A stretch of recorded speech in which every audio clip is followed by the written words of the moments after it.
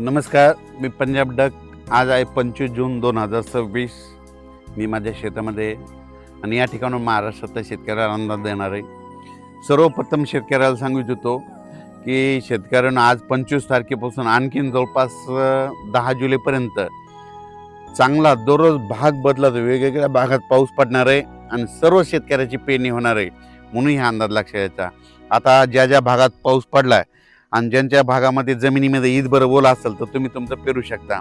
मी देखील आज सकाळी सकाळी कशामुळे आलो की आम्हाला खूप पाऊस झाला, ओल आहे, पण आता ना इथं ट्रॅक्टर चालत नाही, त्याच्यामुळे आम्ही आजच्या दिवस पेरणीसाठी थांबवलो. आणि परत सांगतो की काही काही भागामध्ये अद्याप काही ठिकाणी पाऊस पडला नाही, त्या भागात देखील पाऊस पडणार आहे ह्या 10-12 दिवसामध्ये, म्हणजे त्यांना देखील पडणार आहे आणि त्यांचे देखील पेरणी होणार आहे, म्हणून घाबरून जाण्याची काही चिंता नाही. महाराष्ट्रात सगळीकडे भाग बदलत वेगवेगळ्या भागात पाऊस पडणार आहे. ह्या 5 दिवसातच सगळीकडे पडून जाईल आणि सर्व शेतकऱ्याच्या पेरण्या होतील, म्हणून हा अंदाज लक्षात घ्यायचा. त्याच्यानंतर काय झालं, सोलापूर जिल्हा, धाराशिव जिल्हा, लातूर जिल्हा, बीडचा इकडला कडाष्टी त्या भाग आणि पश्चिम महाराष्ट्रातल्या शेतकऱ्याचे फोन आले.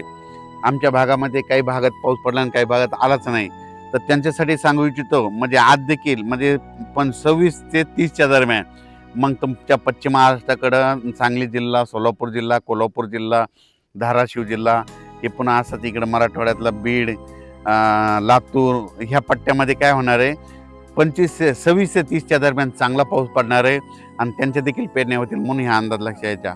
ह्या पावसात जर चांगली ईद बरोबर गेली तर तुम्ही देखील पेरणीचा निर्णय स्वतः घेऊ शकता. त्याच्यानंतर काय झालं, विदर्भात देखील काही भागात खूप पाऊस पडला, काही भाग जरी वंचित राहिला असता तर ह्या 2-4 दिवसामध्ये सगळीकडेच पाऊस पडणार आहे आणि सगळ्या शेतकऱ्याच्या पेरण्या होणार आहे, म्हणून हा अंदाज लक्षात घ्यायचा. दुष्काळ वगैरे पडणार नाही, म्हणून हे लक्षात घ्यायचं. उत्तर महाराष्ट्राकडे नंदुरबार जिल्हा झालं, धुळे जिल्हा झालं, जळगाव जिल्हा झालं, नाशिक जिल्हा झालं, त्या भागात देखील काय होणार आहे, जरा जास्तच पाऊस पडणार आहे, म्हणून त्यांनी देखील जमिनीची ओल पाहता तुम्ही तुमच्या पेरणीचा निर्णय घ्यायचा. मुंबईला देखील, मुंबई पुणे तिकडं देखील काय होणार आहे, जे जुलैच्या पहिल्या आठवड्यात मुसळधार पाऊस होईल, अतिवृष्टी होणार आहे, म्हणून ही देखील मुंबईच्या जुलैच्या पहिल्या आठवड्यातला अंदाज लक्षात घ्यायचा. जुलैच्या पहिल्या आठवड्यात देखील महाराष्ट्रात काही भागामध्ये काय होणार आहे, ठिकठिकाणी अतिवृष्टी होईल, काही भागात मुसळधार पाऊस होईल, कुठं रिमझिम होईल, म्हणून जुलैच्या पहिल्या आठवड्यात देखील पाऊस पडणार आहे, म्हणून ही देखील सर्व शेतकऱ्यांना अंदाज लक्षात घ्यायचा. तो पाऊस काय होणार आहे, सगळीकडे नाही पडणार, पण काही भागामध्ये जरा जास्तच पडणार आहे.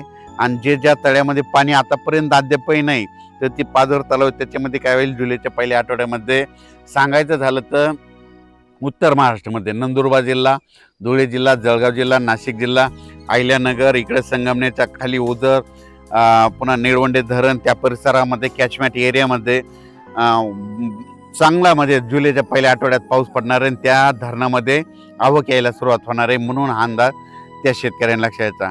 तसंच राज्यात देखील काय होणार आहे, जिथं पाऊस पडला तिथं वडे नाल्याला पाऊस येणार आहे, काही भागात रिमझिम राहणार आहे, पण सगळीकडेच काय होणार आहे, वेगवेगळ्या भागात पाऊस पडणार आहे आणि सर्व शेतकऱ्याची पेरणी होणार आहे, म्हणून हे अंदाज लक्षात घ्यायचा. महाराष्ट्रामध्ये लातूर जिल्हा, नांदेड जिल्हा, धाराशिव जिल्हा, सोलापूर जिल्हा, कोल्हापूर जिल्हा, सांगली जिल्हा, पश्चिम महाराष्ट्र, कडाष्टी, बीड ह्या परिसरात, केज ह्या परिसरामध्ये चांगला पाऊस पडणार आहे, म्हणून